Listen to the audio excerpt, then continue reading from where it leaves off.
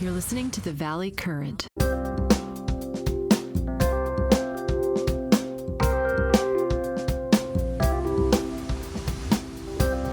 So, Jack. Hey, Len. Are you still in Florida? I'm still in Florida. It's been quite a interesting set of months as we figure out what to do with my mother because she's been in and out of the hospital. And how are you? Well, you know, I've been losing weight because I've been doing a bunch of different exercises and lifting weights and trying to develop my inner core, including sit-ups and push-ups, if you can believe that. So I've been really rigorous. Is it working?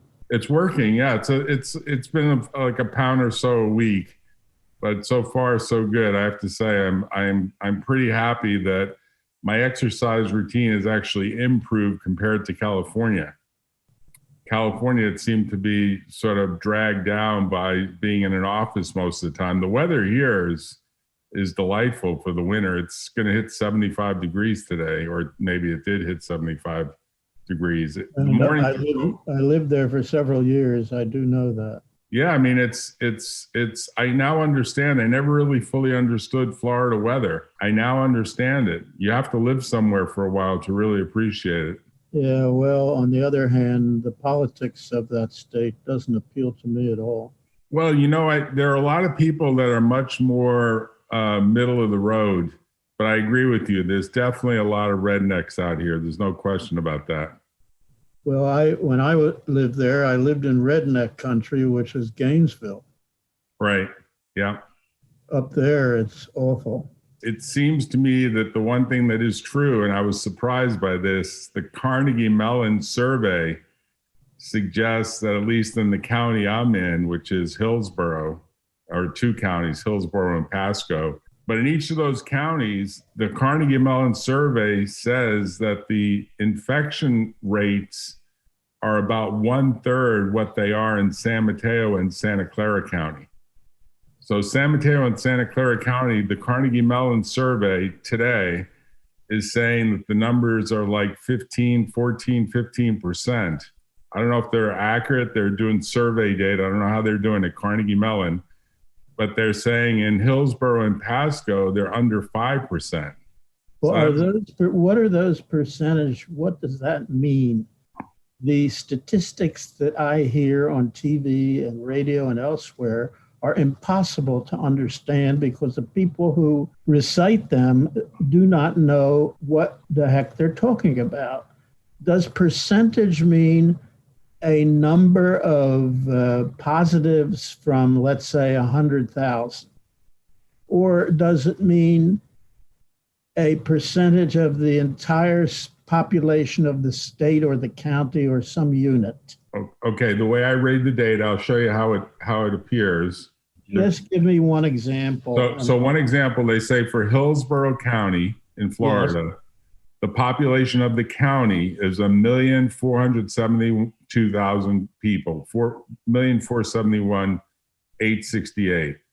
They're saying based on their survey data, which is not medical admissions, about them self-reporting, they're saying that 4.53% of the population is reporting to be infected. They're saying their survey data in Santa Clara County, San Mateo County is like 15%. So obviously it could be people that self-report are embarrassed in Hillsborough County, but Pasco County is very similar. The numbers are much lower than in California. The numbers in California are way higher. That is what I will question, because I have seen no numbers for California in respect to numbers per unit numbers, that is, numbers positive. They keep reporting that California has the most cases in the United States. Well, of course we do. Right. It's the most populous state in the union. So logic dictates we must have more than any other state, not only in cases of COVID-19 virus, but every other disease. Right. You name it, and California has more than anybody else. So right. What does that mean? It's meaningless. Right. I think what they're doing and that's the problem. Yeah, I think what they're doing with this survey is they're saying people are self-reporting. Well, even that's a worry. Yeah, well, self-reporting can be people biased one way or the other. You know, there are people that are biased to report everything is fine and they're dying. And there are people that report that they're dying when everything is fine. And we know that there are different levels of that sort of attitude difference. But in the data that Carnegie Mellon reports, they're saying that Marin County, for example, that 18.21% of the survey responses, of the people that are reporting by the survey, are saying that they have symptoms of COVID-19 in a self-report. So I don't know if that's just a way to say, hey, they don't want to go to work but anyway, the people in Hillsborough and Pasco are much lower. So I don't know if that's true, but I can tell you that I can see how this data can be used to make an argument any which way that you want to make it, that would say, well, maybe there are places that are a little less likely to be infected. But the question I wanted to sort of talk about as our last show of the year, because we've done a number of shows and I think you've been spot on with every one of your predictions, is when you look back over the year, we learned a lot. And I think we could probably list and give the listeners some sense of the top 10 things that we learned, like that are sort of surprising things. Like, I think one of the top 10 things that we learned is you could actually create a vaccine within less than a year. Before we do that, let me say one more thing about the statistics. Okay. Right. And that is, I constantly hear every year, not only this year, but previous years as well, statements that go as follows. Today, we have more of X than we have ever had. Well, of course we do. The population is growing, and you never, ever hear anybody qualify that statement by understanding that the statement is true only because population is increasing. And so what point is being made? No point is being made by saying today we have more people with X, or people do X, or whatever people do, than we had 10 years ago. Of course we do. We have more people. Right. You never, ever, ever hear of an explanation that points that out. Right. It's just plain stupidity. Yeah. Now, as far as vaccines, again, a questionable statement of the speed, because they're starting the race in the beginning of 2020, or right. March, or whatever month. Yeah, that's what I thought. I thought it started in like March or February. Certainly. Well, that depends on how you want to accurately answer that question. The discovery of vaccine making using a messenger from RNA viruses goes back several years. And it was that discovery that allowed the so-called speed of the vaccine against COVID-19. It depends on where you want to put the start line. And I will argue that the vaccine effort for COVID-19 did not start at the beginning of this year. And furthermore, there has been no speed at all in respect to when the RNA sequences were first isolated in China and then distributed worldwide. There was nothing speedy about going from that point to the present day. We simply followed the old established procedures for licensure to the point of distribution. But I'm not convinced that there's anything speedy about it at all. The fundamental knowledge on how to do it was known. Well, the knowledge was known, but just to get organized, enough researchers, and I don't know what the number of researchers were, but to just get organized in a way that could produce, because you've often said vaccines typically take years. I remember talking to you about that. And when we didn't know Yes, when this vaccine. with the old technology, yes, with one obvious exception, and that is that the speed of developing this particular vaccine, COVID-19, is no different than the extraordinary annual speed of producing an influenza vaccine. That changes yearly, and it takes 1 year. No, in fact, it may even be shorter. Thinking about it, it's probably several months shorter to make a flu vaccine annually than it is to make a COVID-19 vaccine in the year 2020 only. Okay, so let's do this, because I'm going to throw out a second thing that surprised me, that we learned or I learned, and that you can maybe refute or not refute. You comment on it. You just commented on speed. I was shocked when I first heard those efficacy numbers at 95%. I'm still shocked at efficacy numbers that are 95%. And I think you'd agree with me that the annualized flu vaccine doesn't do better than maybe 50 or 60%, maybe 70 at tops. So what's your comment on that? Because I have to say, I learned, certainly, speed was a surprise to me. And then this efficacy number is a bit of a surprise to me. Now, it doesn't mean, of course, everyone's going to end up agreeing to take the vaccine. But what's your comment on that? Because that had to be a bit surprising, right? Well, I don't know the data, but it wouldn't surprise me to learn that some of the older vaccines made in the classic way have achieved numbers close to 90%. The rubella vaccine, let's look at the polio vaccine. It has essentially wiped out polio in this country. And in most of the world, there are still some countries like Pakistan and some African countries where it flares up occasionally. And in those flare-ups, it is sometimes caused, as is currently happening, with one of the viruses, I think it's type 2 in the trivalent polio vaccine, that has mutated when the live virus vaccine is used for vaccination. So I don't know the numbers, of course, for all of the vaccines, but it wouldn't surprise me to learn that one or two of them approaches 90% today. Okay, but 95%, you don't sort of say to yourself, well, that's a rounding error. 90, 95 is a rounding error. First of all, the numbers of people in the field trials that were used to establish those numbers were relatively small. They're in the tens of thousands. And now we're going to inoculate hundreds of millions. Right. So the numbers are going to change.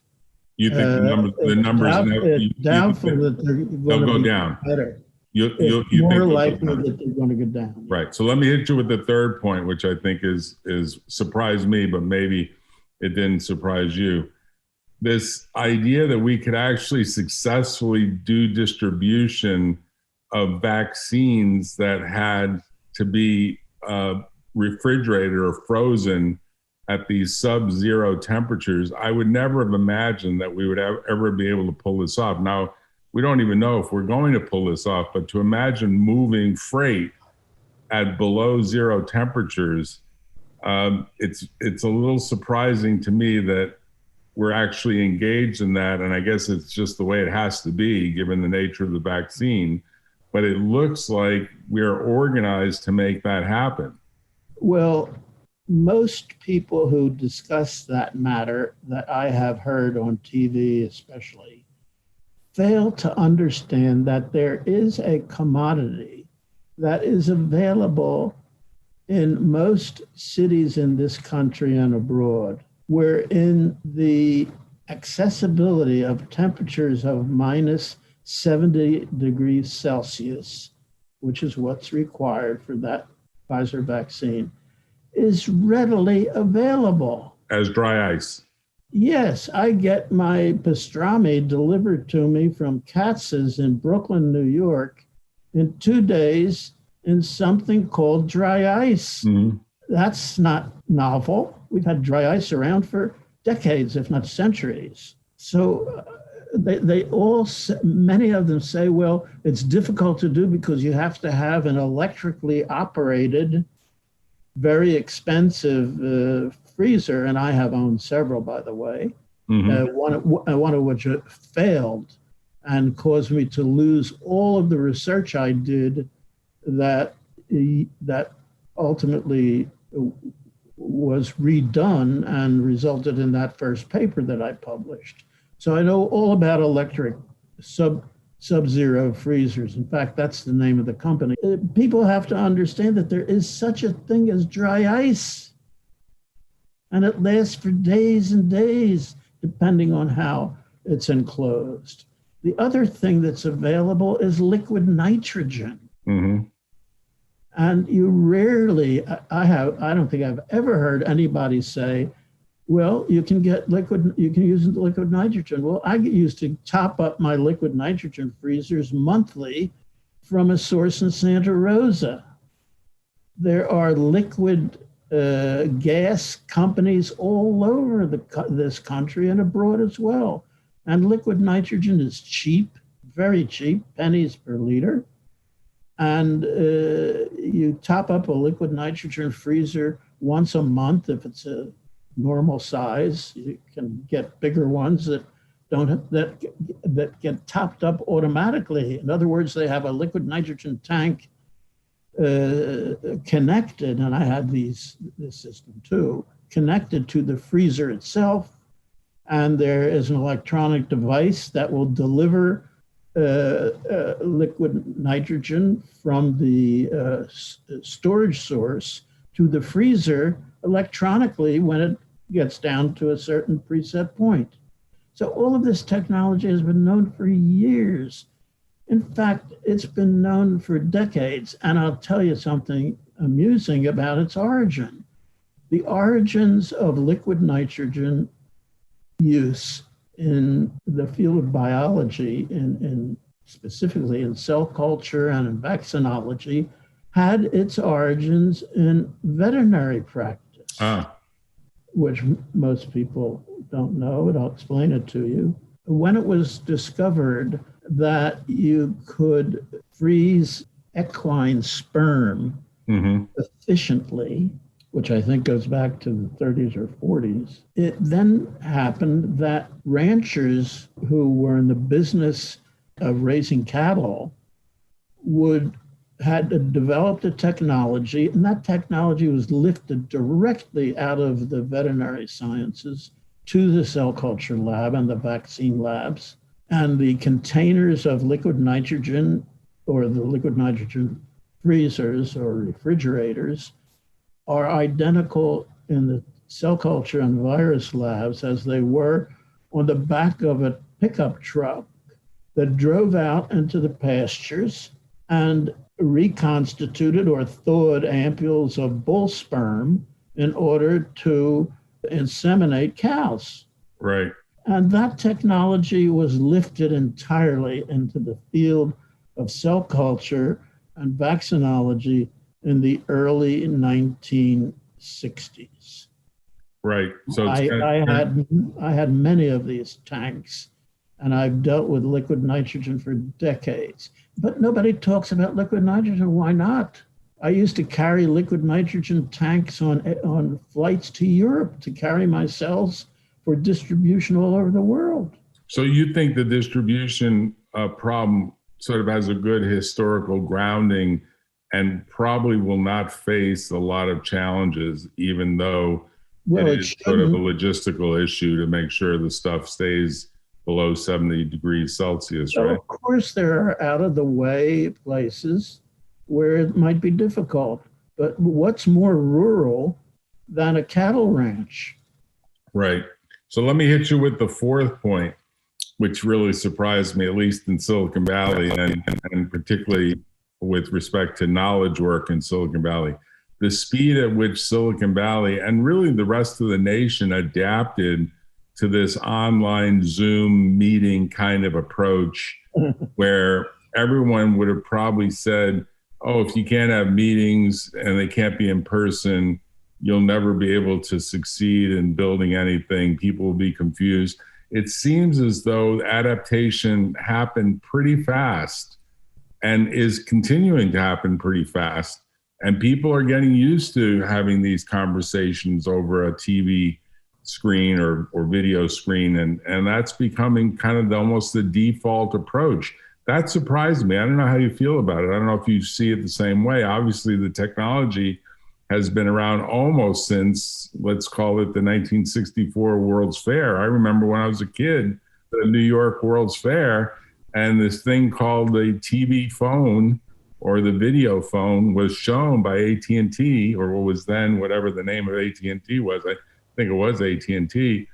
And General Electric had this big, home of the future, and people were talking about the Jetsons and living this life of push button simplicity to reach someone.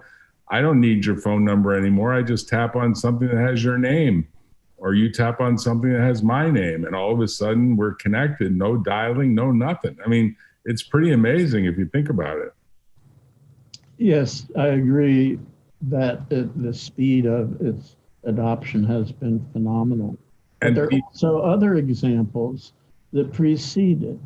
I remember when Dick Tracy, for the first time, wore a wrist radio. Do you remember Dick Tracy's wrist radio? Yes, yes. Because radios then were gigantic. They were a piece of furniture that sat in your living room.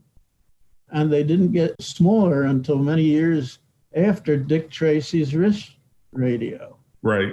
And and radio was an astounding discovery, and its adoption in a mass market, essentially the phenomenon of broadcasting, sending out radio signals for everybody at the same time. That was unbelievable. I remember as a kid having my first radio, which was a crystal radio. Right. Had a block of galena and not a cat's whisker, but a fine wire and a pair of headphones.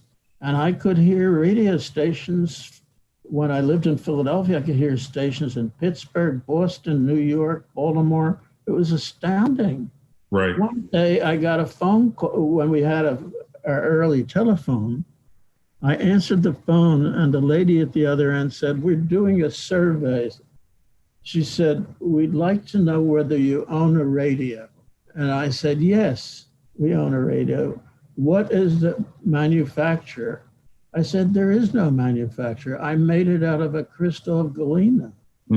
"Oh," she said, "I don't have a space on my list for that." Right. You were kind of a forerunner, because I remember getting the kit where you bought a kit from one of these companies that's no longer in business, I think, where they sold a kit and you built your own radio with the kit with all the pieces. That came later. Yeah. That came later. But let me hit you with the fifth thing that surprised me this year. How fast things adapted for the distribution of groceries and food and restaurant food and water and drink, where people don't even need to go out of their homes, that you can literally stay in your home and get everything delivered and pay for it with a credit card and seamlessly pay online and do your banking in the same way. You don't need to go to a physical bank. You can essentially run your life, so far as sustenance is concerned, so far as keeping, yourself fed. Now you have the advantage of a home to garden to table approach in your backyard to boot. But this idea, if you said two years ago, or maybe just a few years ago, there's going to come a time where everything will just be delivered to you. You won't even go inside of a supermarket. I think you would have said, that's crazy. Of course I want to go in the supermarket and see what's on sale and maybe figure out, what's happening in a given aisle and that sort of thing. And yet many people are not doing that anymore. I think you're doing it, but with appropriate protective gear on, right?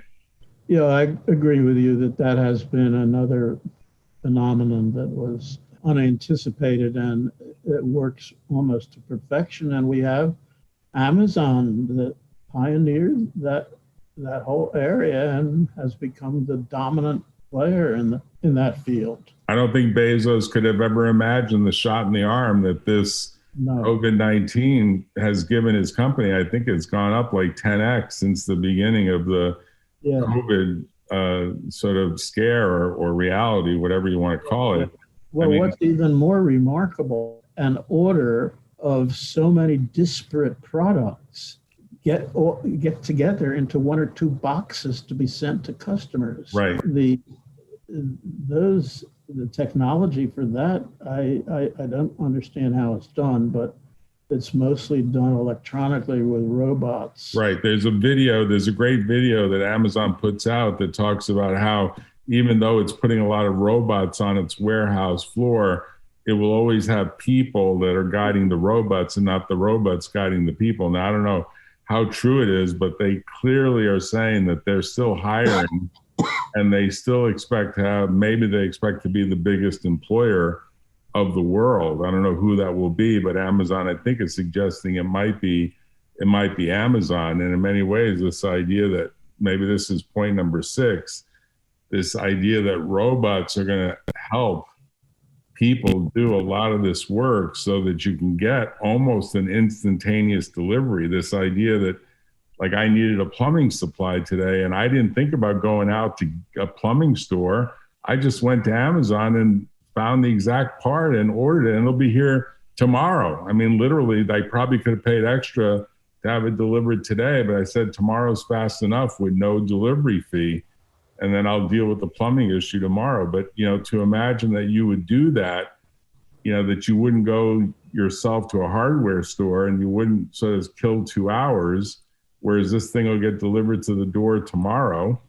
And there's an automatic return right if it turns out that it's not. And I think that's right. I think it's robotics that's making a lot of that really happen as fast as it is happening. And it's happening pretty fast. Yeah, I agree with those observations, but there are also some observations that could be made about the retrogression in the past year. Okay. About the losses and the ignorance that has prevailed in so many places that astounded me. I'm astounded, I don't know about you, but I'm astounded to realize that 70 million people voted for Donald Trump. I can't assimilate that. Oh, I assimilate it just by dint of the fact that Washington, D.C. is not trusted. Washington, D.C. is just not trusted. Well, then that should apply to both parties and not only to the Republican Party. There's no third party. What was that guy? Ross Perot would have won this. If Ross Perot, my prediction is if Ross Perot were alive this past election and he showed up to say, neither of these folks are as worthy as I am, Ross Perot would have probably won this election. I think he would have been a viable independent candidate. There is no independent candidate. We have two parties. We have very much a two-party system. The parties are almost equally divided, amazingly equally divided. There's more geography coverage, and I'm not supporting the Republicans, but geographically in terms of mass of square feet or square miles or square mile acres of property, there's more and more Republican states that take up more of the United States than the. That's because of the horrible gerrymandering. Yes, that's part of it. There's no question that's part of it. So that's fake. That's fake. It's not. Yeah. Correct. Yeah, and I agree with the comment. I'm going to call it observation number 7. Even in the face of all of this smart technology, we have a backward governmental system that can't seem to get out of its own way and seems to sort of do everything in the worst series of steps possible. It's almost like to get from, home plate to first base is 90 feet or whatever it is on a normal professional baseball field. If you ask Congress how to get from home plate to first base, they'll take every circuitous path that could possibly be taken to get there, and then they won't even get there. I mean, Well, it'll almost be like the game will be over before it's even started. in my view and in my experience with government, the present Republican obstructionism is unique to the extent that it has obliterated any efforts to get important things done. And that is public information. It was announced on the day that Obama became president that Mitch McConnell said that it is his goal to prohibit or prevent any legislation emanating from the White House or from Democrats to pass the Senate.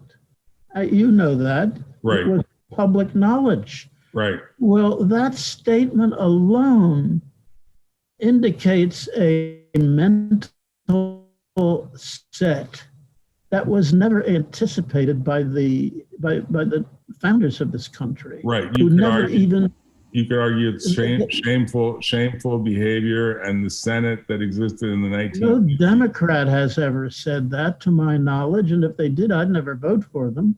Right. But that statement alone cannot be understood in respect to 70 million people supporting that statement and that philosophy. Right. No,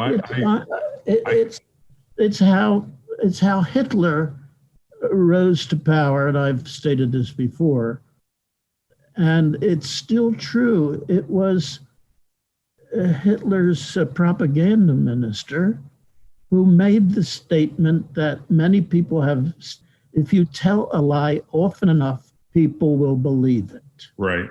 And certainly there's enough media for them to tell it over and over again in many ways. And you could argue that media has mesmerized a lot of the population that is. Well, that's another thing that we didn't discuss, and that is the enormous impact of social media. Well, not only social media, but the technology, the smartphones. Right. That's why I never owned a smartphone and never intend to. And I don't feel the least bit disadvantaged. In fact, I feel advantaged. My reason not to own one is because, as we all now know, it is a source of defeating your privacy, right, and your security.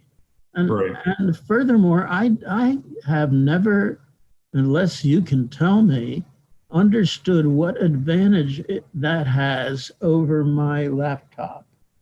The only possible advantage is that it's more mobile. Well, that has no advantage.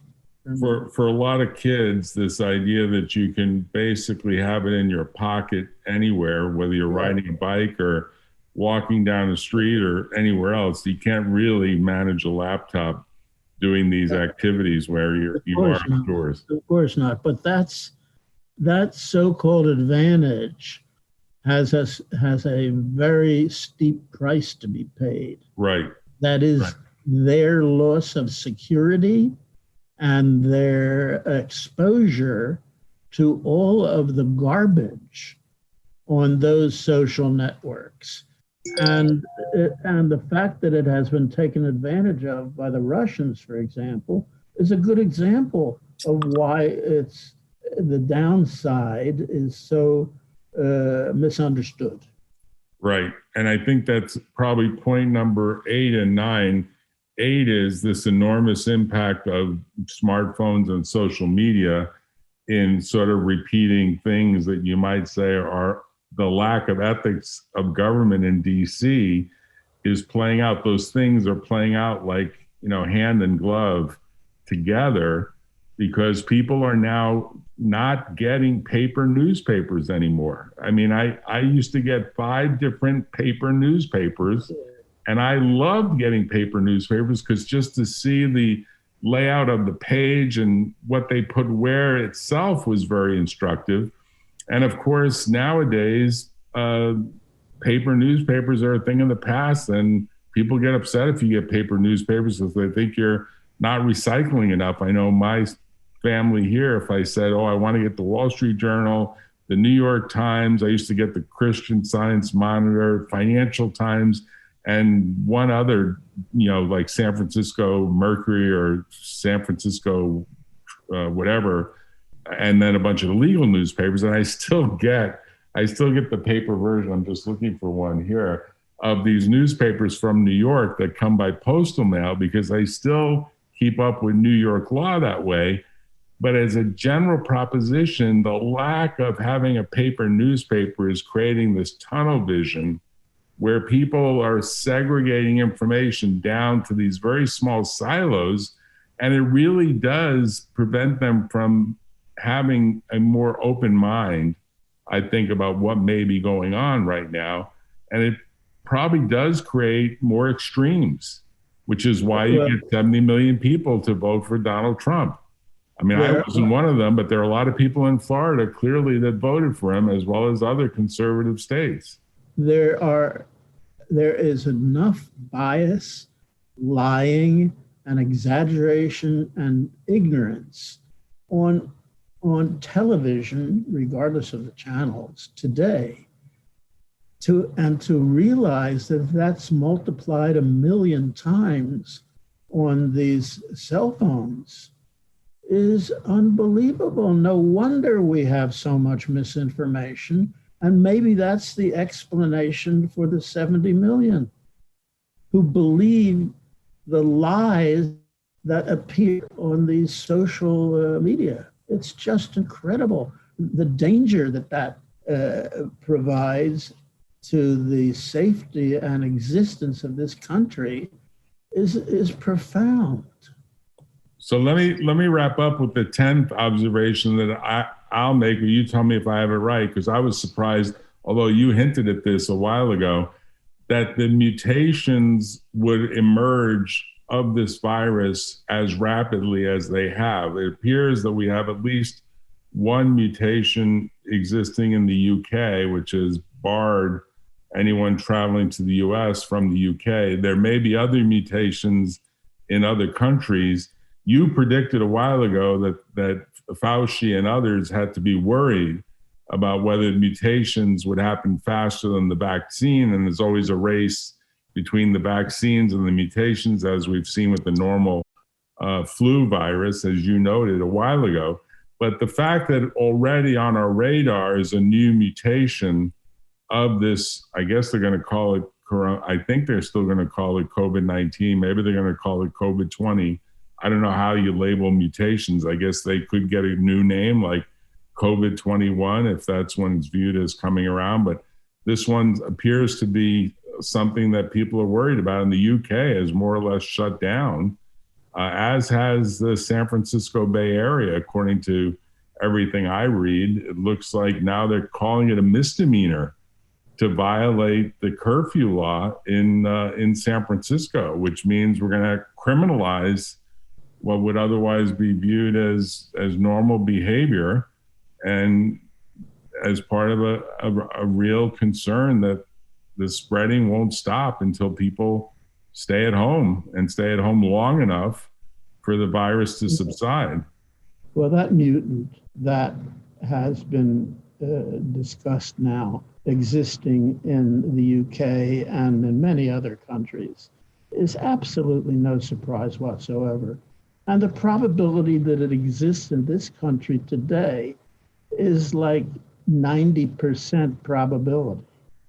The reason that it didn't exist in this country is because I've learned recently that RNA sequencing of isolates, looking at the entire RNA sequence of COVID-19 isolates, has been common practice in the UK and in other countries, where they look at the RNA sequences in many different isolates. And that's how they discovered not only the frequency of mutations, but this particular one, which has some problems that I'll address in a minute.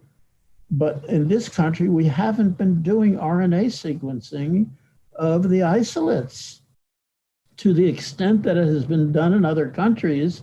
where they have found the obvious, and that is that there are mutations occurring. That's a known fact for the entire coronavirus group. Examples are flu, that mutates annually. Examples, the common cold, of which we have, I think, close to 200 mutations at the moment, 200 flavors of common cold viruses, which is why we don't have a vaccine for the common cold. We don't study the isolates here. We're not studying the RNA sequences of isolates in this country. And mutations are not only a common phenomenon in life forms, including viruses, but without mutations, we wouldn't have the entire spectrum of biology. Most mutations are neutral.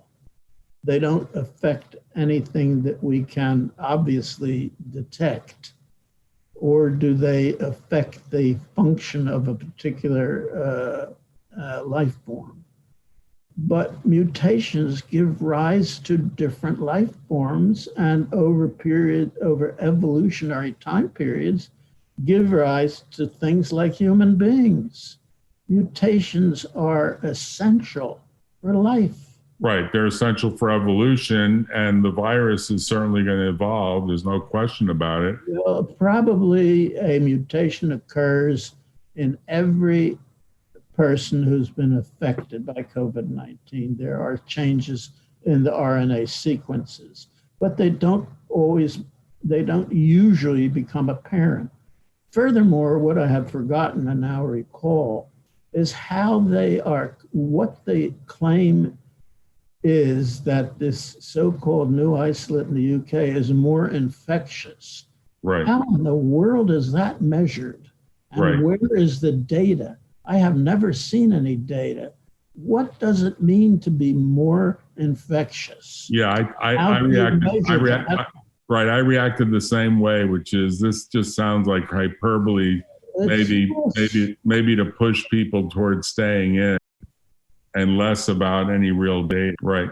So let's wrap up by talking about the new year and what you see going forward, because you've been one of the probably best examples of people that have done the real full sheltering in place and made it work and gotten a few papers out as well, all of which have been very well received, and more than a few podcasts, all of which have been very well received. So I want to thank you for putting in so much time this year. It's been very educational. I certainly learned a lot more from you than I did from any of the TV news or even Dr. Fauci and his crew. Thank you.